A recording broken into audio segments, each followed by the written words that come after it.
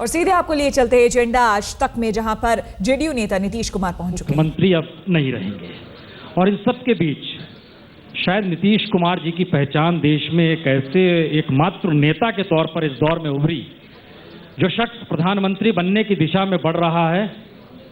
नीतीश कुमार जी ने वैचारिक तौर पर सीधा विरोध किया और सामान्य तौर पर सत्ता के साथ टिके रहने की सियासत साधने का हुनर इस देश के नेताओं में रहता है, लेकिन बार बार ये सवाल उठा कि नीतीश जी ने जो कदम उठाए वो उन्हें सत्ता से दूर ले जा रहे हैं, फिर भी उन्होंने क्यों उठाए। तो आज हम लोग चर्चा करेंगे कि नीतीश जी ने क्या खोया, क्या पाया।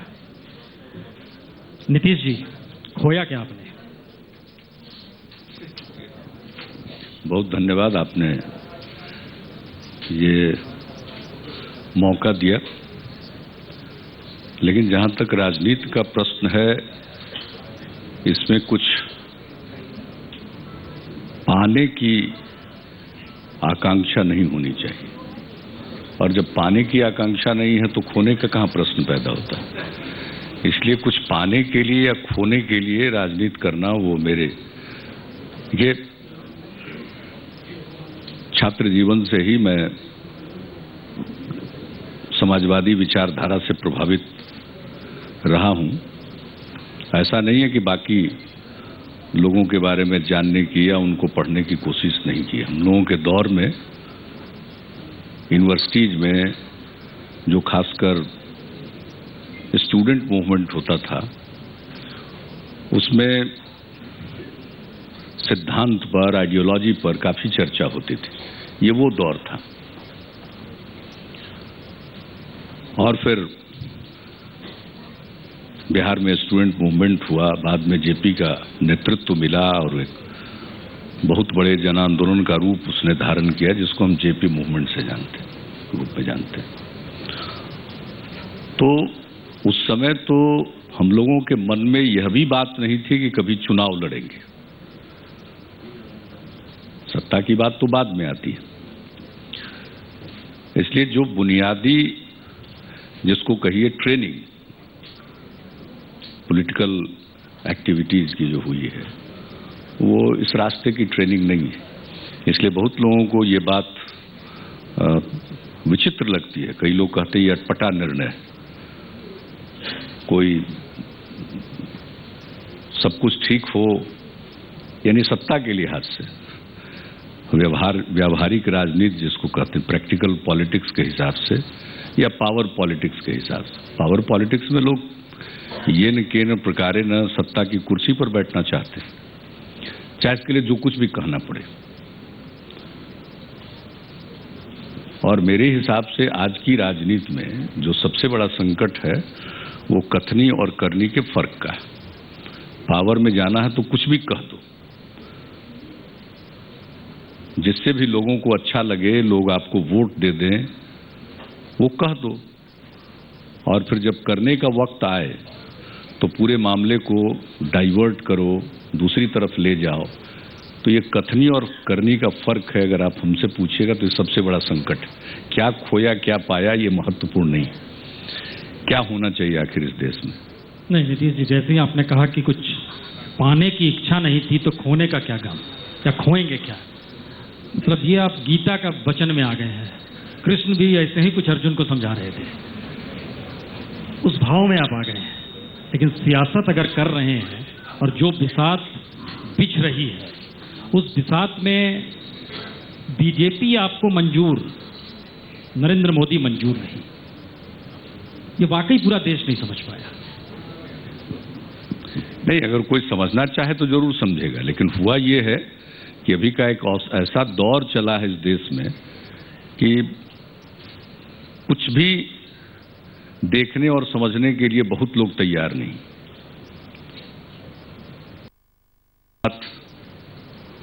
हमारा सहयोग हुआ, उसके साथ चले, वर्षों तक एक साथ हम लोग मिलकर तालमेल कर चुनाव लड़े। केंद्र की सरकार आदरणीय अटल बिहारी वाजपेयी जी के नेतृत्व में बनी, उसमें रहे। या बाद में बिहार में जो परिवर्तन आया, उसका नेतृत्व करने की जवाबदेही मेरे ऊपर थी। साथ काम किया, ये सब बातें अपनी जगह पर सही, लेकिन जो दो बुनियादी फर्क है उसको लोग नजरअंदाज करना चाहते हैं, और वो ये है कि उस समय जो भारतीय जनता पार्टी थी, हम लोगों के साथ जब शुरुआती बातचीत 95 में तो मैं उनके सम्मेलन में गया था, आदरणीय अडवाणी जी ने इनवाइट किया था। जॉर्ज साहब उन दिनों मुंबई में बीमार थे, उनका इलाज चल रहा था जसलोक अस्पताल में, मैं भी वहाँ था देखने के लिए। उसी समय अडवाणी जी आए थे उनको देखने के लिए, और उनका सम्मेलन 95 में मुंबई में था। वो जो जसलोक अस्पताल है उसके ठीक पीछे वो रेस कोर्स का मैदान है, वहीं होना था। तो उन्होंने कहा कि आप यहाँ हैं तो हमारे सम्मेलन में प्लेनरी सेशन में बतौर गेस्ट आई। तो फिर हमने उनको छोड़ने नीचे तक गए, जॉर्ज साहब को, उन्होंने कहा कि नहीं आप जाइए। लेकिन कोई उस समय अलायंस की बात या इसकी नहीं थी। 96 में पहली बार तालमेल करके हम लोग चुनाव लड़े, और उसी समय, और उसके बाद जब 98 में सरकार बनी, वो तो 13 दिन में सरकार चली गई थी। 98 में जब सरकार बनी अटल जी के लीडरशिप में, तो उस समय ये बात तय हो गई थी कि कुछ जो विवादित मसले हैं उनको अलग रखा जाएगा।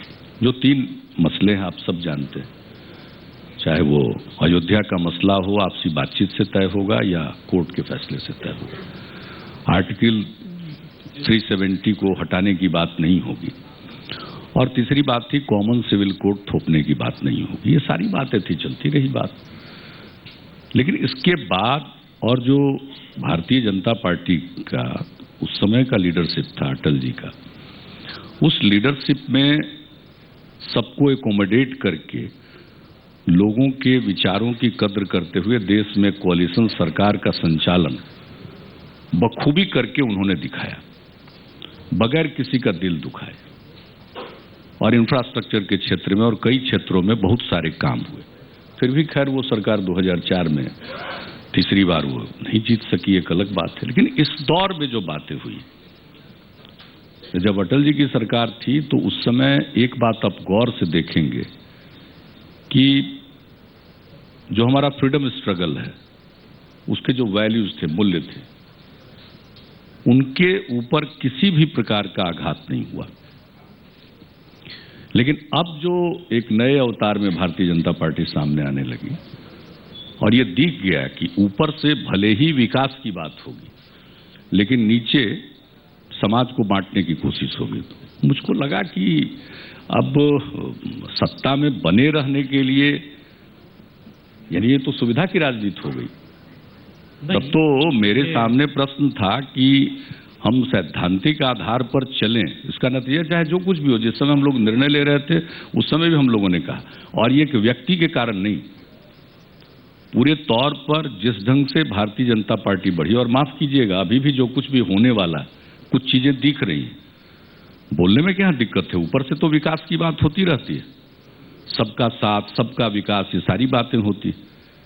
लेकिन जो घटनाएं घट रही हैं, मैं उसके विस्तार में नहीं जाना चाहता हूं, उस तरफ लोगों को ध्यान देना चाहिए जो कुछ भी हो रहा है। नहीं नीतीश जी, लोगों के जहन पे ये बात है, धारा 370 हो, कॉमन सिविल कोड हो, अयोध्या हो, नरेंद्र मोदी ने भी सत्ता में आने के बाद उसे छुआ नहीं है। और जिसका जिक्र आप कर रहे हैं, हमें याद आ रहा है 2003 कंधमाल में क्या हुआ था, स्टेन्स की हत्या हो गई थी। दारा सिंह कौन था? बजरंग दल का शख्स था। किसकी सरकार थी दिल्ली में? वाजपेयी जी की सरकार थी, आप साथ खड़े थे।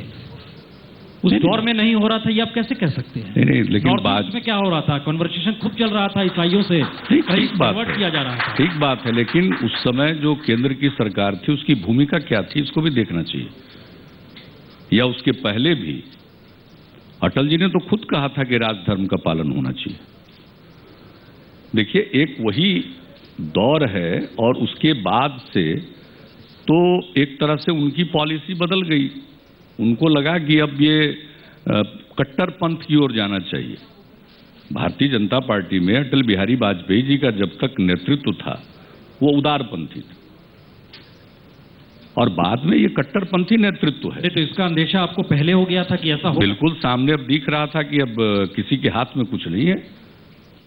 आखिरकार हमारी बातचीत तो सब लोगों से होती रहती थी, और सब लोग इस बात को अब महसूस कर रहे थे। मैं उन बातों को जो अब राजनीति में हम लोग अलग हो गए, अब ये मेरा काम नहीं है कि किसने उस समय क्या कहा और कौन क्या महसूस कर रहे थे, ऐसा कह करके उनकी स्थिति को हम खराब थोड़ी करना चाहेंगे, उसमें हमारा विश्वास नहीं। लेकिन जहां तक आपने कहा कि आप लोगों का फैसला ऐसा हुआ, तो ये फैसला हुआ, इसके बारे में कोई हठात का फैसला नहीं है। और हम लोगों को मालूम था कि ये दौर हो सकता है जिसमें हमें सफलता न मिले, लेकिन सफलता नहीं मिली, ये ठीक है। नहीं नीतीश हम जी, विफल हुए, एक दौर में विफल हो गए। नहीं बिल्कुल आप सही लेकिन अगर सफल होते, मान लीजिए कि हम साथ रहते, बहुत सफल होते, तो आज क्या होता? आज सारे कॉम्प्रोमाइज कीजिए। और देखिए भाई, राजनीति में सेवा के भाव से आए, कोई नौकरी करने तो आए नहीं कि आपको जगह मिली हुई है, जगह आपकी जारी रहेगी, आगे भी जारी रहेगी, 5 साल तक जारी रहेगी। तो ये क्या कोई सरकारी नौकरी करने के लिए हम लोग आए? कॉम्प्रोमाइज तो आप कर रहे तो हैं। कॉम्प्रोमाइज कैसे था? वो वहां के उस समय के तत्कालीन परिस्थितियों के लिए ये आवश्यक था, हम लोगों ने किया। लेकिन अब में भी आप कॉम्प्रोमाइज कर रहे हैं। वो ठीक है, कॉम्प्रोमाइज कर रहे हैं, लेकिन किस प्रकार का कॉम्प्रोमाइज कर रहे हैं, ये तो समझने वाली बात है ना। हम कोई अपनी जो विचारधारा है उसके साथ कॉम्प्रोमाइज नहीं कर रहे हैं। नहीं नीतीश जी, विचारधारा के एक तरह से कह सकते हैं व्यवहार, एग्जीक्यूशन, इम्प्लीमेंटेशन, उसमें किसी का ट्रैक रिकॉर्ड कुछ और हो। लेकिन जहां तक हम लोगों का प्रश्न है, हमने कोई समझौता नहीं किया। नहीं नीतीश जी, और बिहार में 8.5 वर्षों तक हमने काम किया, उसमें 7.5 वर्षों तक भारतीय जनता पार्टी भी हमारे साथ थी। हमने कोई कॉम्प्रोमाइज नहीं किया। सही कह रहे हैं, आपकी चाहे कोई भी निर्णय लेना हो, वो एजेंडा फॉर गवर्नेंस का भी निर्माण करना हो, तो उसमें भी समाज के सभी तबके के लिए हमने काम किया, बिहार के विकास के लिए काम किया। वह भी एक उदाहरण है। देखिए, न्यूनतम रिसोर्सेज के आधार पर जो बिहार में डेवलपमेंट का काम हुआ, और वो डेवलपमेंट का काम हुआ, हम शुरू से ही कहा, 2005 में जब न्याय यात्रा पर हम निकले थे, तो एक ही बात हमने कही थी कि भाई न्याय के साथ विकास के मार्ग पर चलेंगे, कानून का राज कायम करेंगे।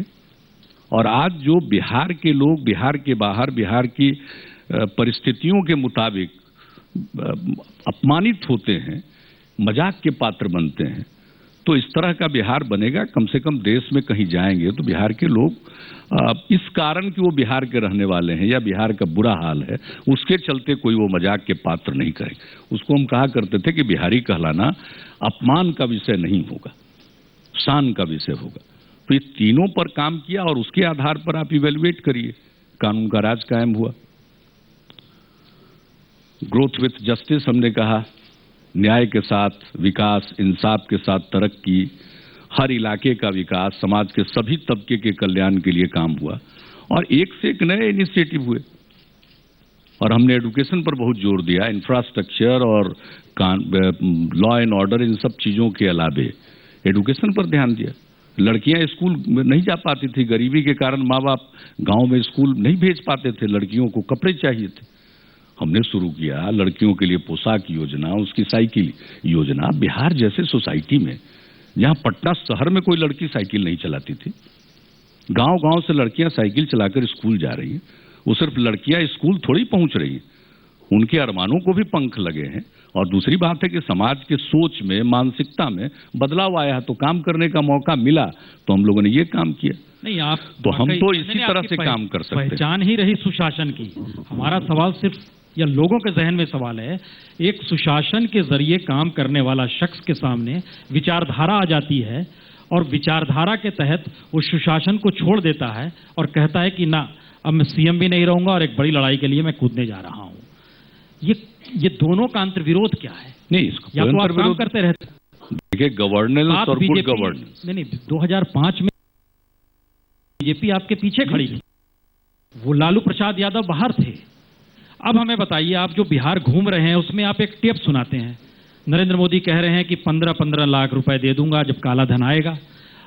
हमें बताइए, चुनाव का ऐलान होगा बिहार में और बिहार में बीजेपी के नेता आपका वो टेप चलाएंगे, लालू यादव जंगल राज, इनके साथ कभी नहीं जाना, कुछ भी करूंगा नहीं जाऊंगा साथ में। अब आप सोचिए क्या स्थिति होगी। देखिए, एक बात मैं बता दूं, जंगल राज शब्द का इस्तेमाल हमने कभी नहीं किया था। हम तो आतंक राज बोलते थे, उससे एक स्टेप आगे आतंक राज हम कहते थे। जंगल में भी कुछ कायदे कानून होते हैं, इसके बाद छोड़ दिए, वो तो जंगल राज रट रहे हैं, वो तो कोर्ट का वर्ड था। हम तो उससे एक स्टेज आगे बोलते थे। और जिस दिन जनता दल से जौहर साहब के लीडरशिप में हम लोग 14 एमपी अलग हुए थे, पटना में जाने के बाद हमने यही कहा था कि इस आतंक राज को समाप्त करके दम लेंगे। किया, दैट इज प्रूव्ड। जिस बिहार के बारे में लोग कहते थे इसको कोई चला ही नहीं सकता, उसको चला कर दिखा दिया। और बिहार में ऐसे काम हुए जिसकी चर्चा देश के दूसरे प्रांतों में हुई, और कुछ मामलों में तो बाहर भी चर्चा हुई। भाई, हमारे पास रिसोर्सेज नहीं है। कुछ राज्यों का विकास हुआ जिनके पास पहले से रिसोर्सेज थे। हमारे तो जो नेचुरल रिसोर्सेज थे, झारखंड बनने के बाद उधर चले गए। और आपको बता दें, जिस दिन झारखंड का निर्माण हुआ 2000 में, उस दिन पूरे झारखंड में खुशी थी और पूरा बिहार शोक में, सदमे में डूबा हुआ था, मायूसी थी। उस बिहार में आप जाएंगे, आज किसी को ठीक से याद नहीं है, छेड़ने पर कहेगा कि हाँ, झारखंड भी कभी बिहार में था, भूल गए लोग। तो ये काम हम लोगों ने करके दिखा तो दिया बिहार में। तो लोगों को ये पता नहीं है कि हम लोग जो कहते हैं उसको करते। तो ये कौन सा प्रश्न है? आखिरकार ये अगर अपने एजेंडा को और समाज को बांटने वाले एजेंडा को लागू करेंगे, उसके पार्ट हम नहीं बन सकते हैं, उसके हिस्सा नहीं बनेंगे। लोगों ने मौका दिया, काम करके दिखला दिया। अब ये कोई जबरदस्ती मेरे जैसे व्यक्ति पर नहीं कर सकता है कि तुमने काम किया है, तुम कॉम्प्रोमाइज करो और काम करते रहो। दोनों काम कैसे होगा? हमें कोई कॉम्प्रोमाइज नहीं करना पड़ा, इसलिए काम किया। आपको लगता है उस आतंक का ट्रांसफॉर्मेशन हो गया? ये आप यकीन मान लीजिए, आगे भी गवर्नेंस के मुद्दे पर कोई कॉम्प्रोमाइज नहीं होगा। आज मेरी बात सुन लीजिए, कुछ भी हो, बिहार की जनता अगर मैंडेट देगी नेक्स्ट इलेक्शन में, तो फिर इसी काम को और आगे बढ़ाकर दिखा देंगे। मुझको ज्यादा कहने की आदत नहीं, बहुत लोग बहुत बात बोलने के अभ्यस्त हैं। मैं थोड़ा बोलने में संकोची हूं, मैं ज्यादा नहीं बोल सकता हूं। काम करने में विश्वास है, काम करते हैं और काम करके दिखाया भी है, ये कहने की जरूरत नहीं है। और नहीं अनावश्यक वो जिसको कहते हैं कि बिल्कुल प्रचार तंत्र के जरिए छा जाना, उसकी कोई आवश्यकता नहीं। अगर कोई कहे कि प्रचार पर खर्च करो सरकार में रहते हुए, मेरे ऊपर ये भी एक आरोप लगा कि साहब ये तो करते रहिए, तो गांधी जी क्या कह करके गए? डेमोक्रेसी दिया और ये कह कर गए कि जो सरकार में जो लोग बैठे हैं, जनता से चुन कर आए हैं, वो ट्रस्टी हैं, मालिक नहीं है, ट्रस्टी हैं। तो हम ट्रस्टी हैं तो देखेंगे ना कि अपनी छवि निखारने के लिए वो गरीब आदमी के टैक्स के पैसे से जो खजाना भरता है, उसको हम पानी की तरह बहा दें। और दरअसल पानी की तरह बहा है पैसा क्या? पानी बहाने में भी मोह लगता है। जिस तरह से पिछले चुनाव में, अभी तो खैर चलिए एक आभा मंडल बना हुआ है, कुछ समय के बाद आप ही लोग, मतलब कोई व्यक्ति की बात नहीं करते, एक एक चीज की पूरे तौर पर सर्जरी कीजिएगा। ये कहां से इस तरह से होता है? मीडिया को लेके बजट तो आपने भी आते ही बढ़ा दिया था, प्रचार काम बढ़ेगा तो प्रचार बढ़ सकता है। चूंकि दो तरह के विज्ञापन होते हैं, एक होता है स्टैट्यूटरी एडवर्टीजमेंट और एक होता है डेमोन्स्ट्रेटिव एडवर्टीजमेंट। आप देखिएगा, स्टैट्यूटरी जब काम हो रहा है, 4000 करोड़ का भी एनुअल प्लान नहीं होता था डेवलपमेंट का, वो बढ़ करके अब 40,000 करोड़ का हो गया। तो सड़कें बनेगी, बांध बनेंगे, अस्पताल बनेंगे, स्कूल बनेंगे, निर्माण के कार्य होंगे, तो उसका तो कानून है। या एक्विजिशन होगा लैंड का, तो उसका निकलेगा, तो पेज दर पेज विज्ञापन, तो स्टैट्यूटरी विज्ञापन बढ़ेंगे। लेकिन मैं कह रहा हूं डेमोन्स्ट्रेटिव विज्ञापन कि आप अपने चेहरे को प्रचारित कर रहे हैं।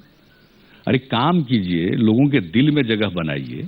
इन सब जगहों पर प्रचार करके एक आध बार बाजी मार ले सकते हैं, बार बार नहीं होता। काट की हाड़ी दोबारा नहीं चढ़ती। तो अभी तो हो गया प्रचार के जरिए।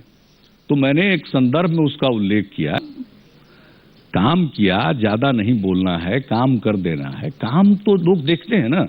नहीं तो अब हमारे यहाँ अगर सड़कें बन गई, लोगों के मन से भय निकल गया, ये तो एहसास है ना। शाम होने के पहले लोग घर लौटने की जल्दी में रहते थे, आज किसी को जल्दी नहीं है। 9 बजे रात तक आराम से दुकानें खुली रहती हैं, उसके बाद भी जानते ही हैं धीरे धीरे बंद होता है। तो ये जो एहसास है बिहार में, मन से लोगों के डर निकल गया, ये तो एहसास की चीज है ना, ये तो कोई विज्ञापन की चीज है नहीं, हर आदमी महसूस करता है। अब अगर इसका विज्ञापन न भी करे तो हर आदमी महसूस करता है। कल कितने बजे घर लौटते थे, आज कितने बजे लौट रही है, तो एहसास की चीज है।